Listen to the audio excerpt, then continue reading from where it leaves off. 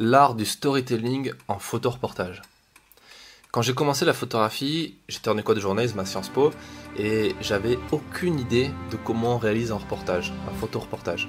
Un reportage oui, mais pas un photoreportage, parce qu'on n'avait pas de cours réellement sur cette thématique-là. D'ailleurs, j'y connaissais tellement rien en photoreportage, vous allez vous foutre de moi, mais que pour moi, gamma et sigma, c'était des lettres de l'alphabet grec. C'était pas des agences de photoreporteurs, j'y connaissais rien.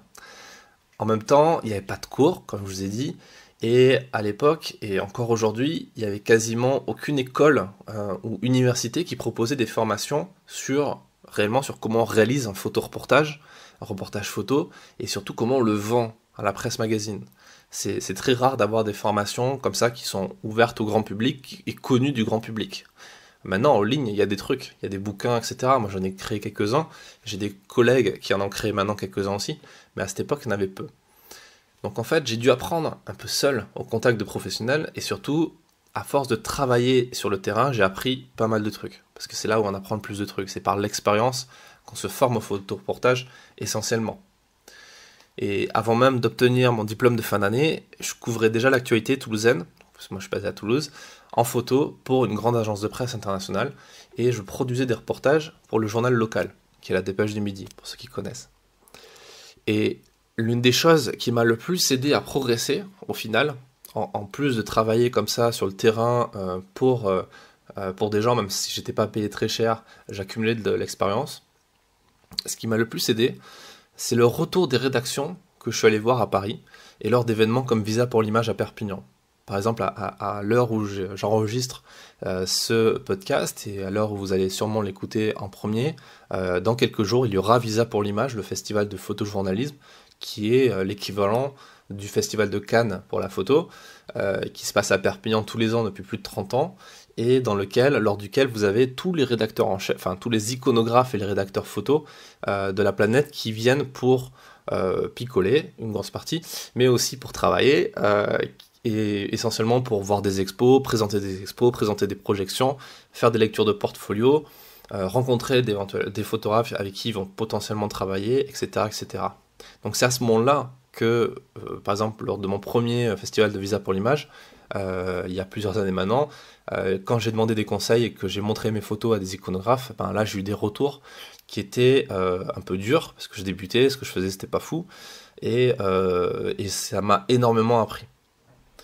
Et le truc aussi, c'est que j'ai découvert assez vite, assez rapidement, c'est que beaucoup de photographes pensent qu'il faut déjà être connu et reconnu pour aller taper aux portes des grands magazines, comme Paris Match, Géo, ou tout simplement aller adresser la parole à un iconographe à Visa.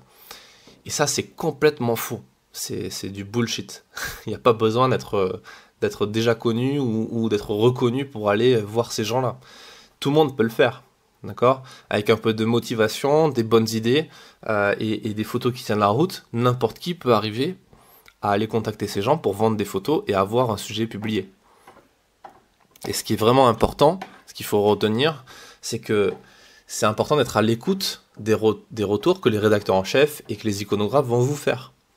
Parce que quand vous allez vous montrer vos photos, on va vous dire voilà, ça c'est pas terrible, ton idée elle est pas très bonne, ou c'est pas très sexy, ou on l'a déjà fait, ou on l'a pas fait pour telle ou telle raison. Et il suffit juste en fait de prendre acte de ça en quelque sorte et de l'assimiler et de pas le rejeter, d'avoir l'humilité de le comprendre et de travailler encore plus dur pour faire mieux et proposer mieux la prochaine fois.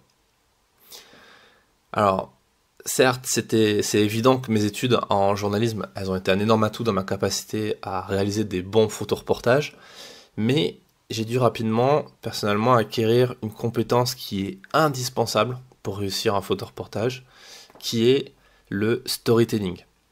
J'en parlais, j'ai commencé le podcast avec ça en disant l'art du storytelling en photoreportage. Le storytelling, qui est un mot qui claque, qui est à la mode, parce qu'il est de plus en plus utilisé par les marketeurs aussi pour vendre des trucs. Le storytelling, c'est tout simplement l'art de raconter des histoires.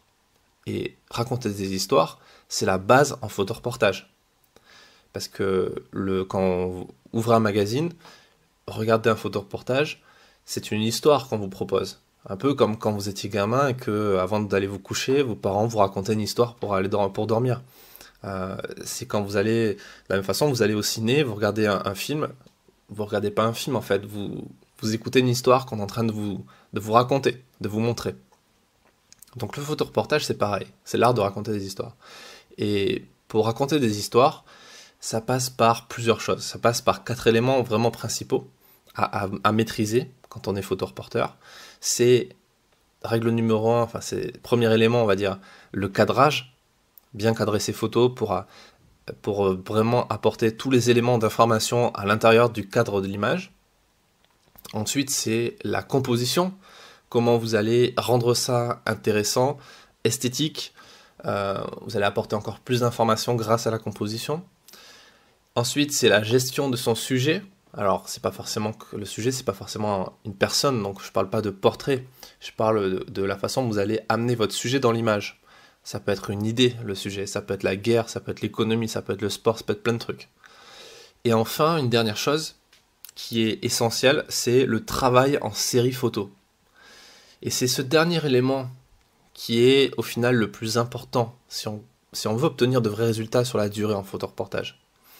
Parce que on ne peut pas réussir si on ne comprend pas que le reportage photo, c'est une série photographique qui contient des images impactantes et importantes dans la compréhension de l'histoire. Prenons par exemple le cas d'un reportage de mariage. Parce qu'au final, le mariage, c'est aussi du reportage. Pour documenter un mariage, le photographe, il doit suivre une sorte de checklist très précise. Il faut, alors ça c'est en règle générale pour 99,9% des mariages, on va dire. Après, il y a toujours des exceptions. Mais dans la grande majorité des mariages, il faut des photos, enfin des reportages de mariage, il faut les photos des mariés lors de leurs préparatifs respectifs, la mariée en train de se faire coiffer, la mariée en train de s'habiller, le marié en train de mettre sa cravate avec son papa, tout ça, la photo du bisou à la mairie, la photo du bisou à l'église, la photo de groupe avec toute la famille, avec les tontons bourrés, etc., la photo de la première danse juste avant de découper le gâteau, etc. Tout autant de photos qui sont importantes et qu'il va falloir avoir dans le reportage. Pourquoi ? Parce que ça va construire l'histoire et ça va permettre de capturer tous les souvenirs, les étapes importantes.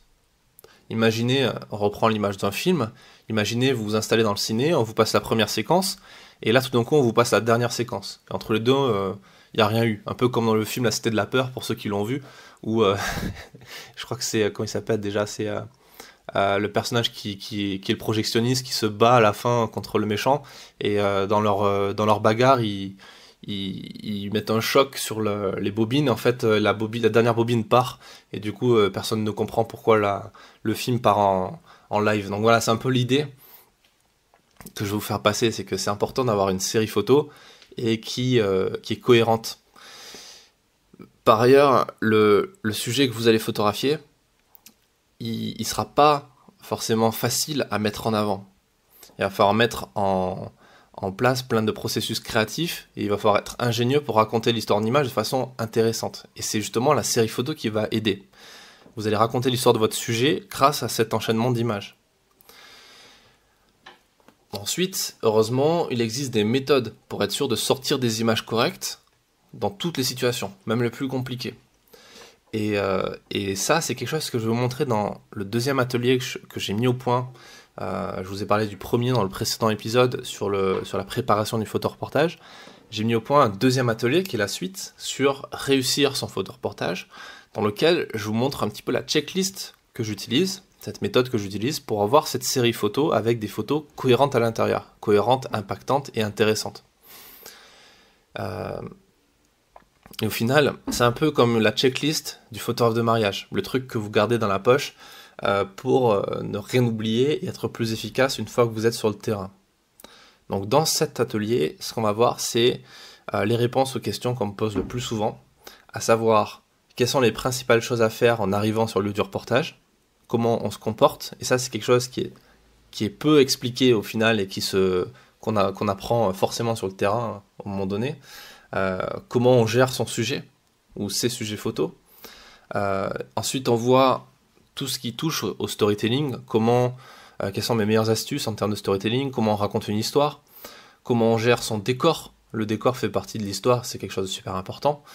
Comment on gère son environnement pour avoir de bonnes images, quelles sont les meilleures techniques pour gérer la lumière de façon naturelle et un petit peu de façon artificielle aussi.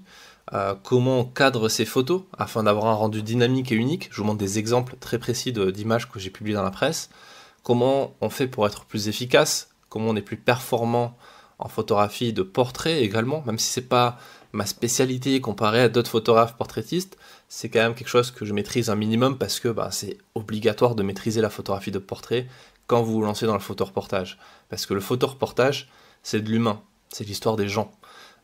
Même si c'est même si votre sujet c'est pas des gens en particulier, ça va être je sais pas, un territoire ou la guerre, l'économie, l'écologie, quelque chose comme ça, il y a forcément des personnages dans votre histoire à un moment donné. Donc il faut savoir faire des portraits. On voit ensuite aussi comment on donne de la profondeur à son reportage. Parce que si vous avez un reportage qui a vraiment de la profondeur, où on voit qu'il y a de la matière, ce reportage il va être publié sur plusieurs pages.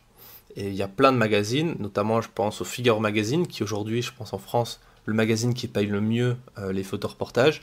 On est aux alentours de 5-6 000 € le reportage. Eux, ils veulent des sujets qui puissent être publiés sur 10 pages minimum. C'est la règle.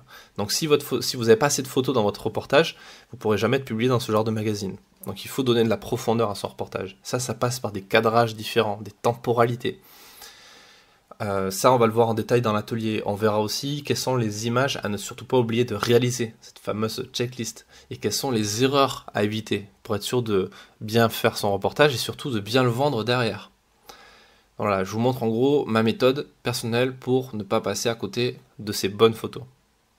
Donc cet atelier, c'est le deuxième de cette série de 3 ateliers. Dans le prochain épisode, je vous parlerai du 3e et dernier atelier. Après, on reprendra un rythme avec des interviews de photographes, notamment l'interview de Éric Delamarre, qui est excellente, qui va être, petit spoiler, l'interview la plus longue du podcast, de l'histoire de ce podcast après plus de 60 épisodes. Et à noter également que ces 3 ateliers-là, ils sont disponibles dans la masterclass pour photographes professionnels. Je vous ai expliqué dans le précédent épisode, à la fin du précédent épisode, en quoi consistait cette masterclass, à savoir tous les ateliers que je fais pour les professionnels sont à l'intérieur. Tous les mois, il y a des sessions de coaching où je critique vos images, je critique de façon constructive pour vous aider à progresser vos reportages photos. Je vous donne des contacts qu'il vous faut aussi pour contacter les rédactions en fonction des reportages et plein d'autres trucs que je vous laisse découvrir dans le lien qui est en description de cet épisode. Avant de vous quitter, il faut que vous méditiez absolument sur un truc qui est important, qui est le fait que on peut tout apprendre par soi-même, mais il faut bien comprendre que ça prend du temps. Et c'est pour ça que je propose des ateliers, que j'essaie de faire un maximum de podcasts comme ça où je vous donne de la valeur, en plus de vous proposer aussi des formations payantes, bien entendu, qui vont permettre d'aller encore plus vite, encore plus loin.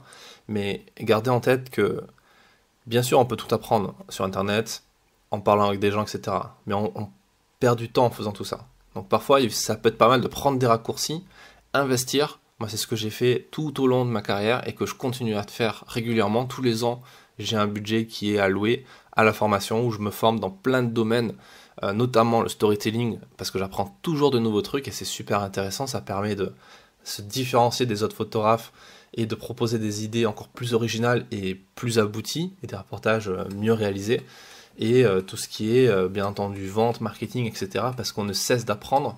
Les réseaux sociaux et tous ces outils évoluent tous les jours, donc il y a toujours des trucs à apprendre, donc c'est important de se former. Je vous dis à très vite dans le prochain épisode. En attendant, n'hésitez pas à me faire un retour si ce format vous plaît. Si vous avez déjà investi dans mes ateliers, dites-moi ce que vous en pensez.